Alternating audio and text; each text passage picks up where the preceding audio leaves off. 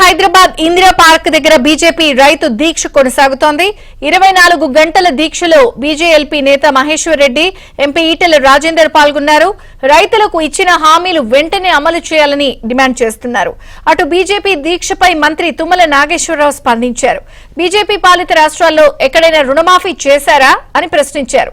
కేంద్రం రైతుల ఆదాయం రెట్టింపు చేసిందా అని ప్రశ్నించారు తుమ్మల.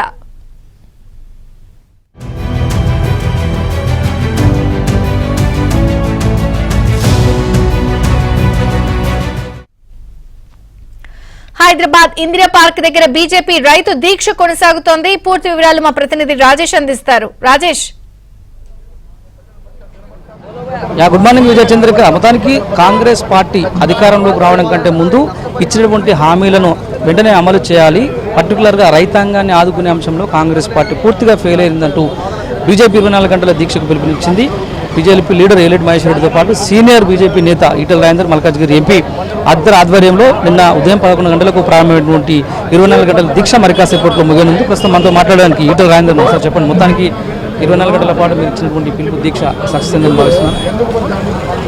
రైతుల స్పందన ఎంత గొప్పగా ఉందో, నిన్నటి వేలాది మంది తరలి వచ్చి సంఘీభావం చెప్పడమే కాకుండా మీ వెంట మేమున్నాం అన్నా, మా సమస్య పరిష్కారమైనంత వరకు మీరు పోరాడమని చెప్పిన ఆశీర్వాదమే దానికి సాక్ష్యం.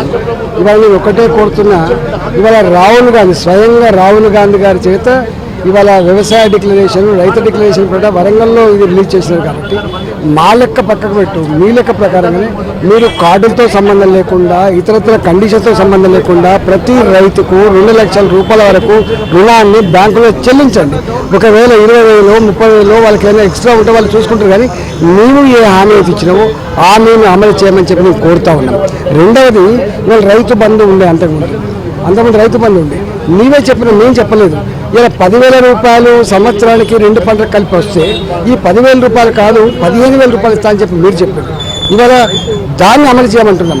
నువ్వు 500 రూపాయలు వడ్లకు ఇస్తా అని చెప్పి, బోనస్ ఇస్తా అని చెప్పి ఇవాళ కేవలం సన్న వడ్లకు మాత్రమే. అంటే ఇలా మొత్తం యాసంగి కాలంలో వచ్చే పంట అంతా కూడా దొడ్డు వడ్లే. వర్షాకాలంలో వచ్చేటువంటి సన్న వడ్లు అసలు ఎక్కడ కూడా అమ్మకానికి పోవు, వాళ్ళ ఓన్ కన్జంప్షన్ కోసమే పడితే కావచ్చు.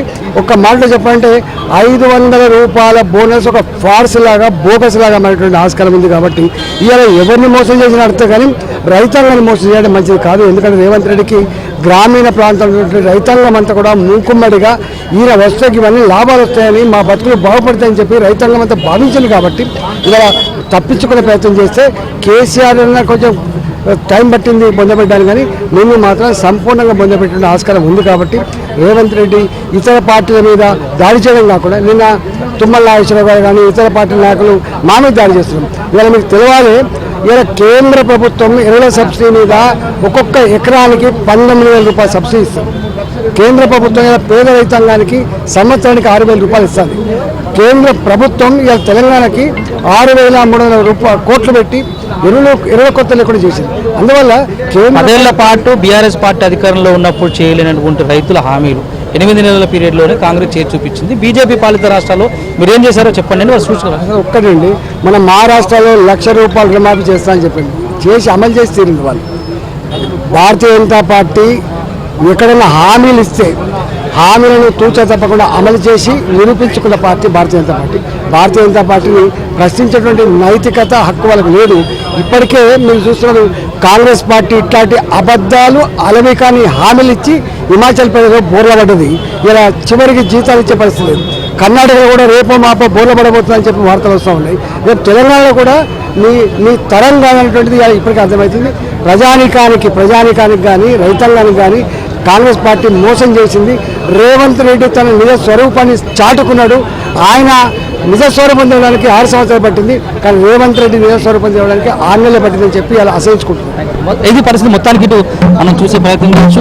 దీక్ష అంతా కూడా కొనసాగుతుంది. కెమెరామెన్ రెడ్డి శేఖర్ చూపిస్తున్నారు. చాలామంది మహిళా నేతలు, అదేవిధంగా మహిళా కార్పొరేటర్లు పెద్ద ఎత్తున ధర్నా చౌకు చేరుకున్నారు. కాసేపట్లో ముగియనున్నటువంటి యొక్క సభకు సంబంధించి దీక్ష 24 గంటల దీక్షకు సంబంధించి కాంగ్రెస్ పార్టీ మీద సీరియస్గా ముందుకెళ్ళబోతున్నాం. ఇక హైడ్రా మీద ప్రత్యక్ష కార్యాచరణ దిగేందుకు కూడా బీజేపీ రెడీ అవుతుంది.